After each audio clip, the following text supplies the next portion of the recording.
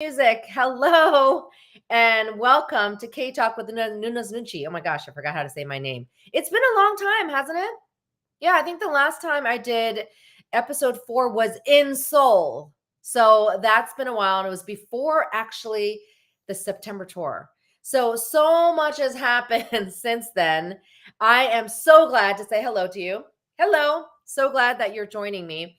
I have lots of updates. It's been a while, right? So episode 4 was filmed in September and now it's November. And as you know, we have launched 2024 tours. And as you know, we launched 6 of them. So I know people were like, oh my gosh, there's 6. I think the excitement is there, right? And we made it work.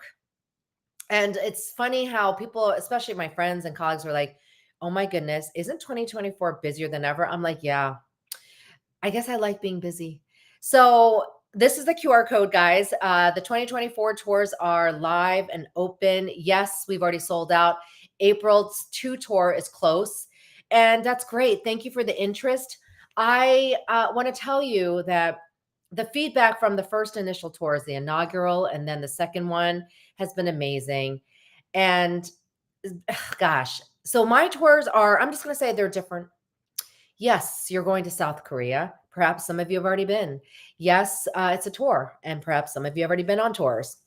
I grew up going to lots of tours, and that's probably why this whole concept came to mind. But this is a K-drama tour, an extended K-drama tour. It's 8 days. Not a lot of that's available specifically for K-drama fans, of course, K-pop fans, because some of you found K-dramas through K-pop, right? And vice versa. So that's super important that I incorporate that K-pop, but it's K-culture and trends, but the history. And so I wanted to share this because when I was first searching for that tour, it wasn't out there. So I decided to create it myself. But the difference is Nunez Nunchi. So that's me. And yeah, I'll be on them. You'll see me making appearances. Maybe I'll appear out of nowhere. No, I'll be there to lead the wellness and mental health sessions. And that's the unique part of my tour. It's not just a tour. And I think you've heard me say that. It is an experience. I want you to leave like it is the best experience, which I've heard from some people, which means more to me than anything of their life, because it benefits your mental health. And I hope that's what you feel. And not just from my presence. It's fun, like getting to know me, but meeting new friends. And we'll talk more about that. But here you go. Register for that. And then my next update, which is, oh my gosh, just as big, if not bigger, my book. Yeah, by the way, I have a book. And it's a big book by Wiley Publishing, a global publishing company. I feel so privileged that I wrote a book about what I do, K-dramas and mental health. And I love my title. And I shared this with you guys already, how K-dramas can transform your life. Well, this whole book is about me arguing for that, and not even arguing. And I'll tell you what the publisher said, because it's in the middle of copy editing right now. They actually wrote, wow, your enthusiasm, your expertise shine through. Now I got to go and watch the K-dramas that you mentioned. Hey, I feel like I did my job. First of all, that they saw my expertise, my enthusiasm, because I want you to feel my authenticity in my book. And then the fact that someone who copy edited my book, I'm pretty sure didn't watch K-dramas before, was like, I need to go watch them. If I can convince a non-K-drama watcher to watch K-dramas, again, it's not about watching K-dramas. I'm sending you there to benefit your mental health. Then I did my job with the book. But this is the link to pre-order. You can pre-order on Amazon. Okay, you can pre-order on Amazon, and it will be released in early May, but you can order it now. In fact, I'll tell you, the publisher will tell you that pre-orders are very important to my book and just elevating that. So please pre-order. And then when you get your hard copy, hey, if you bring it on the tour, especially after May, signing folks, that's the lucky folks who get to go on a tour after May. So thank you for supporting my book. That's the QR code. All right, now let's go to the good stuff. Okay, deep dives. Let's go to my main K-drama deep dive for the week. Yeah, guess what? It's Daily Dose of Sunshine. Daily Dose of Sunshine. Now, I normally do not deep dive into a K-drama before I finish it, just because you never know. It might be an ending I don't like, or things turn, but there's so much stuff in this K-drama. I have not finished it. It dropped all 12 episodes, which I had no idea. And I believe it dropped over the weekend, or last weekend. So I was like, oh my gosh, I have to watch all 12. I don't like to binge, but I watched as much as I could in what was moderation for me. And I'm on episode 8. So more than halfway. And I got a good sense of it. So I have to share about it. Let's start first with the fact that it's themed on mental illness. Mental health and mental illness are two different things. Mental health, which I talk about all the time, is an everyday, every moment thing. Mental illness, as you see from this K drama, if you're watching it, is very specific. It's a diagnosis of a mental health disorder. So you're diagnosed. And the ones that they're talking about in this K drama are the actually very, very serious ones that need to be treated diligently with medication and with therapy, as you can see. But I'm going to tell you this, mental illness is 100% treatable. You have to take care of it. So if someone tells you you have high cholesterol, you can't just go, oh, that's fine. No, you got to manage it. Go to doctor's appointments, take care of yourself, perhaps take medication if that's what's needed for your high cholesterol. Same thing with mental illness. And as you can see that in the past, a lot of dramas, I didn't feel like showed it in a good light. This is kind of neat to see because it's a little lighter tone, heavy topics. And I don't want to give spoilers because some of you may not have seen it, but things like suicide, right? Bipolar disorder, borderline personality disorder. They're mentioning things that I'm like, I'm trained in diagnosing them. I haven't really diagnosed borderline, but I have bipolar. And that particular one is tough because you see some extremes. And the definition of mental illness is the diagnosis of a mental health disorder. It significantly changes the functioning of your emotions and thinking and behavior. When I say significantly, even a layman person can see it and go, oh, but that's why you have to treat it. And as you see from this drama, I don't know if you're seeing it yet, it's treatable, but they need some help, right? And that's why some people are there. And some people perhaps need so much help that they have to be in a psych ward or psychiatric hospital. And I've seen that. And some of those patients have come to me in the past and come out of hospitals, and then they come to me for outpatient like therapy. So I'm very well versed in the medication. So let's talk about that too. The medications they're bringing up, I'm sitting there going, oh my goodness, that's accurate. Wow. Oh, that must be the latest medication. I'll look up. But just so you know, my background, which is very clinical, and I started in primary care medicine. So I work with doctors still, but worked with doctors. And that was the main, I would say, teamwork that I had. And I love it.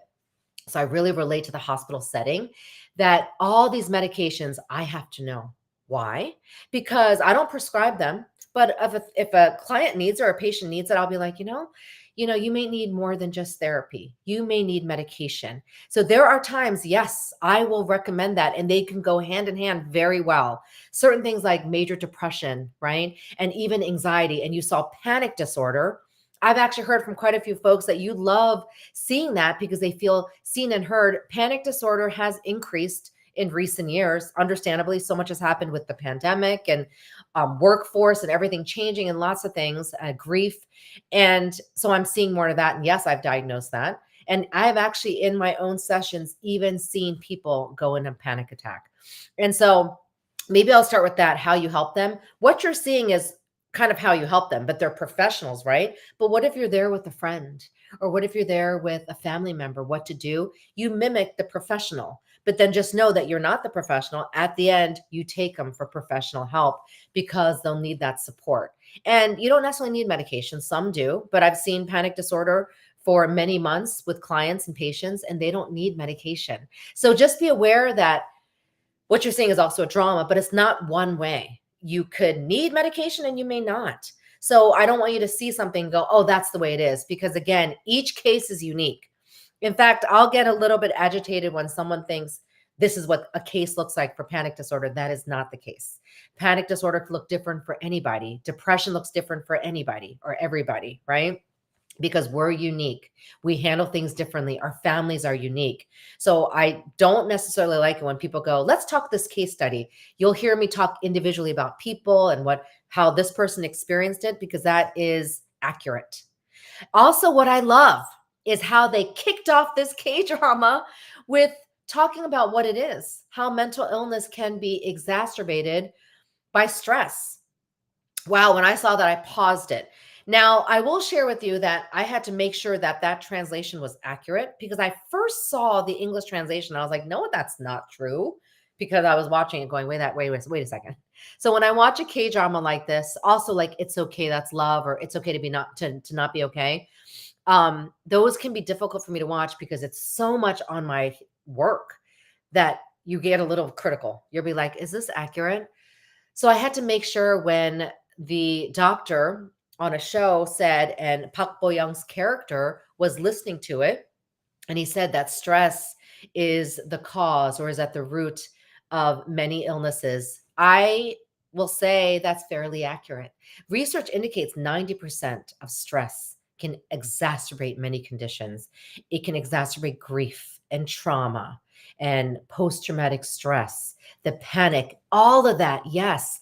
And then, but what I love was what he said next, that managing stress will benefit your mental health. That is why I do what I do.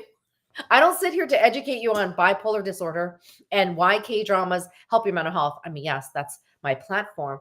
But the main everyday work of my life is helping you understand why managing your stress daily is overall beneficial for your mental health, but it's not one and done. Mental health is everyday thing. Mental health hygiene, taking care of your mind, is hygiene. So, physical hygiene, I mean, do you take showers and baths and brush your hair? I mean, put on makeup, all that stuff, work out, physical workout. That's hygiene for physical health. Well, what's your mental health hygiene? Hmm? That's what this whole topic was getting at. And then just to let you know, these episodes, I'm trying not to give spoilers, go through each individual stories. That's another thing I love. Like Woo Young-woo did that, Move to Heaven, where they showed different stories per episodes. There's some that continue throughout. And there's one particular story that I think really gripped me. And I'm not going to talk about it because I don't want to give spoilers, but you'll know when you see that story. But overall, I love the individual episodes showing different, I would say, issues and how people got to the psychiatric hospital that they did. There are many reasons behind it. Just remind me of Tomorrow, where there's many reasons behind what drives someone to contemplate suicide, attempt suicide. You know, that there's many reasons, not just one. And mental illness, same thing. And what I love the best is how they show that unmanaged stress can lead to a mental illness. So I'm going to tell you this now. Unmanaged depression, unmanaged anxiety can lead to the mental illness of depression for unmanaged depression and an anxiety disorder for an unmanaged anxiety. I've seen it. I've diagnosed it. That is why I do what I do. I can't say, oh, let's now talk about the fact that you developed a mental illness, or I'm going to go ahead and diagnose you with one because you didn't manage your stress for many years. You see that in the drama in Daily Dose of Sunshine, where they're like, you haven't managed your grief. And so that's why this came about. That is actually very accurate. That's kind of cool to see. And that's the job of a therapist. That's why you go see them and we're working through with that. So there's that prevention of that going into that major depression, which you can see in the drama, or that anxiety, whether it's social anxiety or panic that happens from unmanaging that stress. So I love that. And I thought that was very accurate. And then I guess my last point, trust me, I'm going to talk about this more, is I loved, it was actually early on, but I don't know if you caught it. They were giving her, the main character, Park Bo Young, is it Talon's character, Talon, sorry, how to make sure she stayed safe. She's in a psychiatric ward or hospital, specifically a ward with, I would say, patients that are high risk. So there's some danger involved, right? Not always, but you never know when a patient will have a psychotic break. And we see that in there. And again, normal depending on what they're experiencing.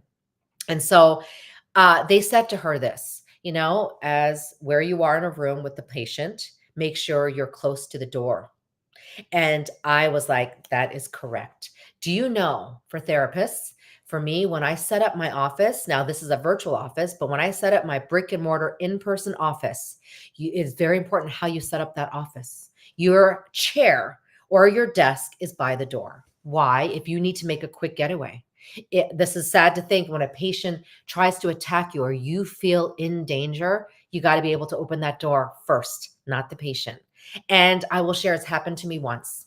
It's happened to me once where a patient I diagnosed with PTSD, post-traumatic stress disorder, when I worked in primary care. Now, thank goodness I didn't have a private practice then. I worked in a medical office with other doctors and front office staff that helped me. But I didn't have to flee the office, but I thought, okay, this patient who has PTSD did something that made me nervous. My chair is by the door. I can make a quick getaway.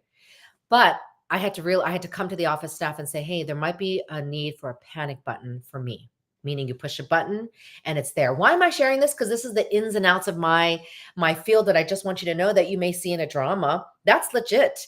And so it's not like I saw that in this drama, but you see that they're protected in their center for that very reason. When a patient acts out and you feel unsafe, and you're helping and you're the help staff. Well, I'm the help staff and I really felt unsafe once.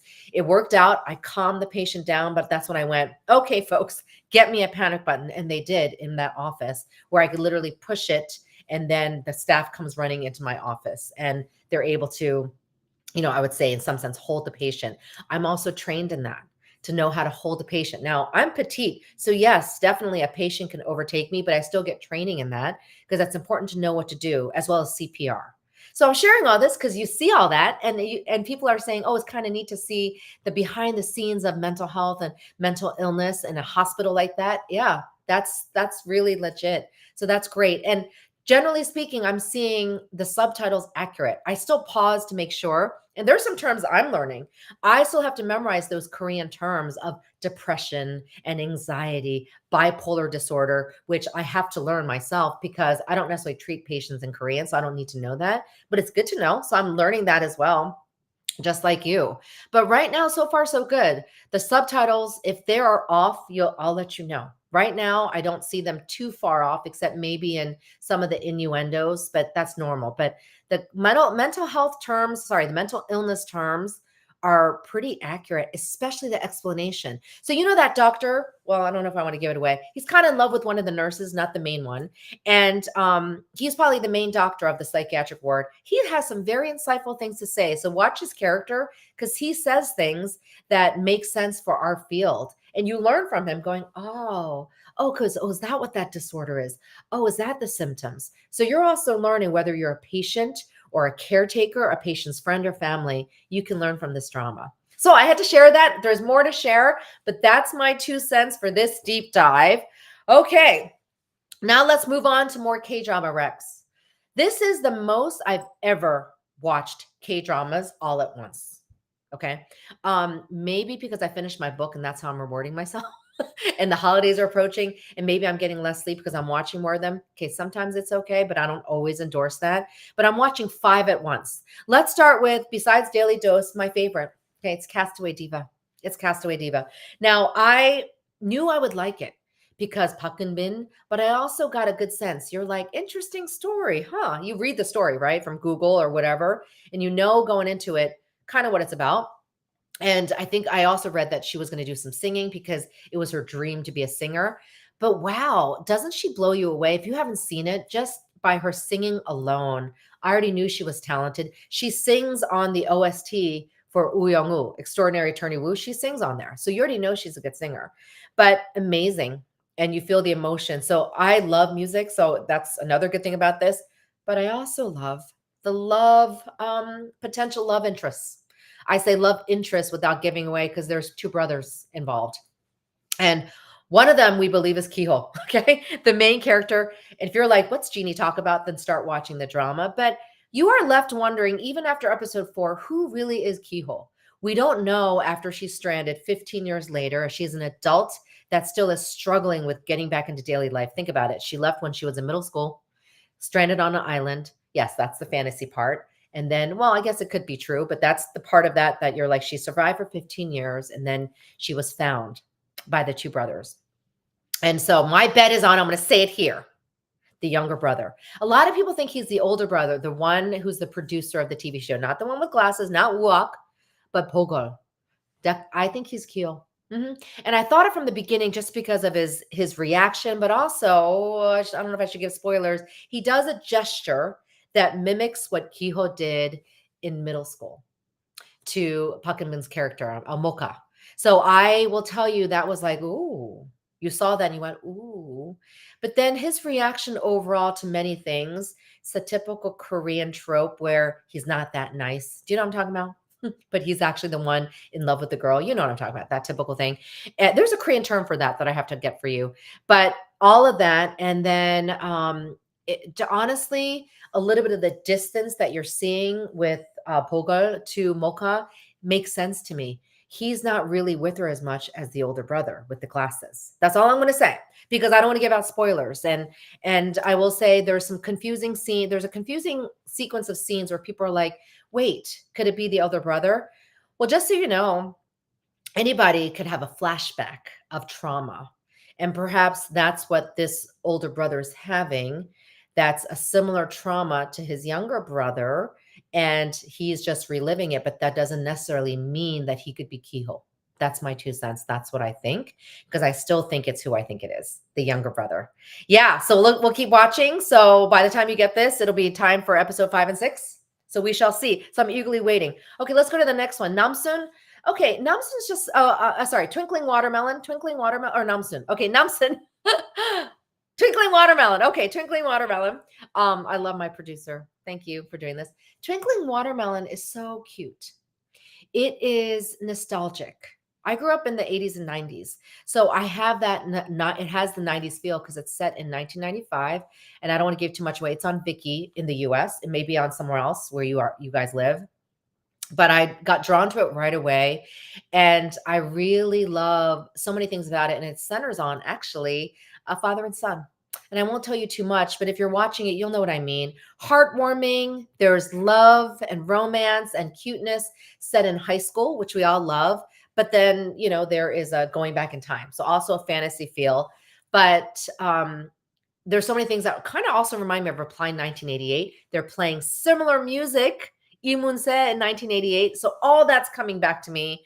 And people my age will feel that. But even if you're not, as a high schooler or a young adult, you'll feel that youngness and kind of relate to everything you're seeing.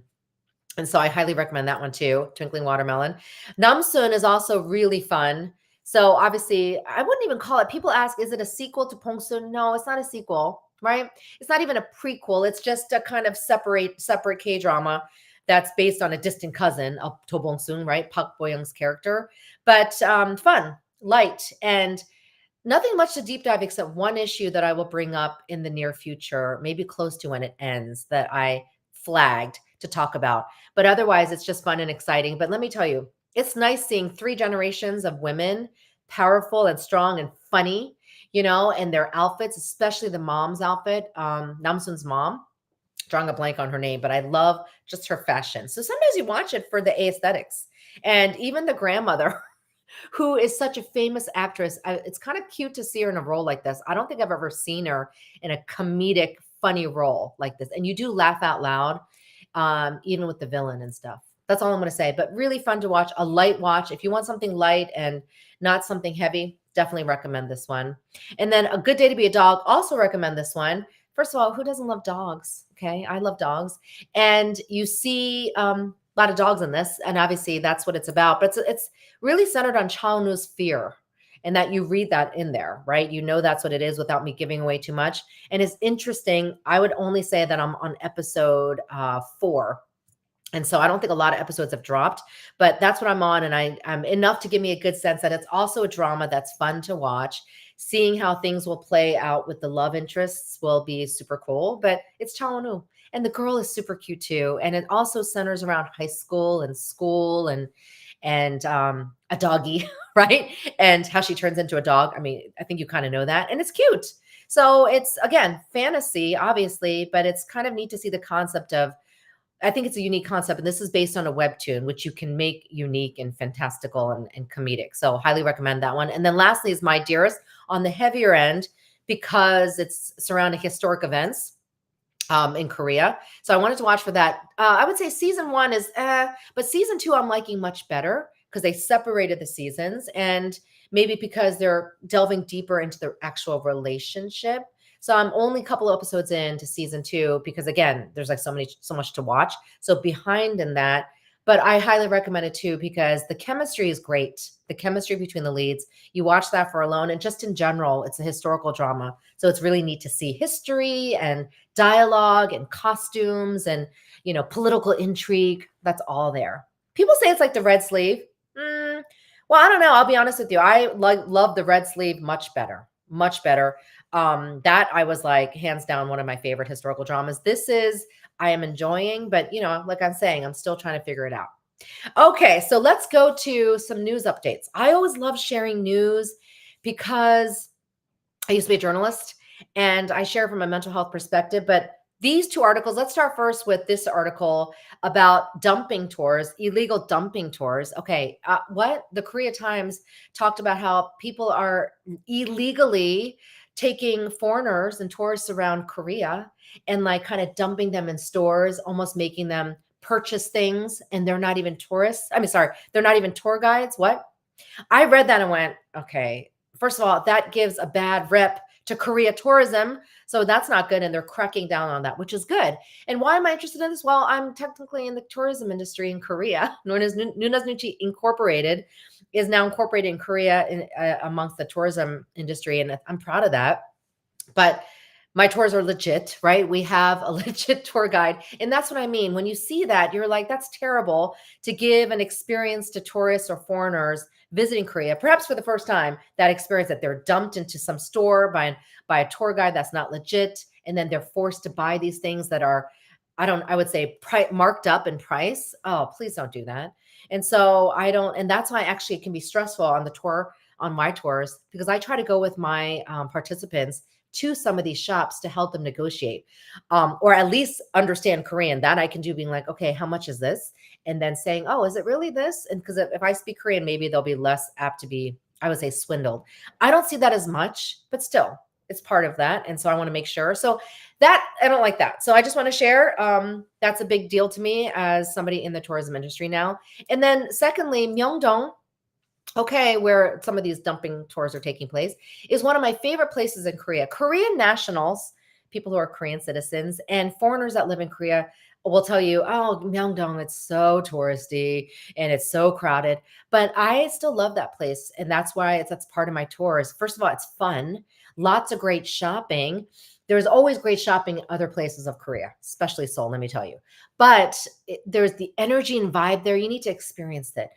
Not tourism is not just visiting a site and being like, oh, great, I'm seeing this K-drama site. It's how you feel. So I love walking into Myeongdong because I love some crazy, and I love seeing the hustle and bustle and the snack, the snack carts, Korean snack food or street food, sorry. And then the stores, and seeing lots of foreigners, and you could speak English there. So it's very foreigner friendly and tourist friendly. Why not? That's okay to go. So yes, locals will technically avoid that place, but I still love going there. And even the local places I love just as much. But Myeongdong is up and at it again, meaning it's rising back to the level of where it used to be pre-pandemic. And I'm seeing that. And hopefully 2024, when we go on my tours, it might be a little crazy and hectic, but it's still the experience, and you still get to buy things and you get to try things, eating the Korean street food on the street, spilling and all that, and then going shopping. And that's a lot of fun. And that's where you can bring back lots of gifts for your friends and family. So I'm glad to see that. And from a mental health perspective, all of that, how I got into the tourism industry is me, Nunas Nunchi, sharing with you my love for showing you these sites. And that's how this whole tour came about. And so when people go tourism, Nunas Nunchi and tours, I have friends now who go, you know what? It makes sense, Jeannie. It makes sense why you got into this industry with your tours and showing K-drama community, K-drama fans, K-pop fans, what it's like to be in South Korea and get to experience the culture that they came to love and see the sights firsthand and their tours. And so 2024 is about that. And there's so much I'm branching out with. And the fact that I'm doing 6, yeah, I hope you're in with this with me. Join me and sign up. And it'll be, I hope, an experience of a lifetime, which is what I heard. And I'm going to end with a quote from an October tour participant, who still keeps in touch with me so well, who came specifically up to me after our tearful farewell dinner, and said, and I think I shared this before, that her sister saw her pictures of the tour and said she's never seen her so happy, the tour participant. What? She had to share that with me, which means she was so happy on my tour. So I'm going to end there because I think that's special. And I hope you will get to experience that in 2024. So for now, farewell. That was K-Talk episode 5. I cannot wait to see you. You'll see me around social media and everywhere, maybe Los Angeles next.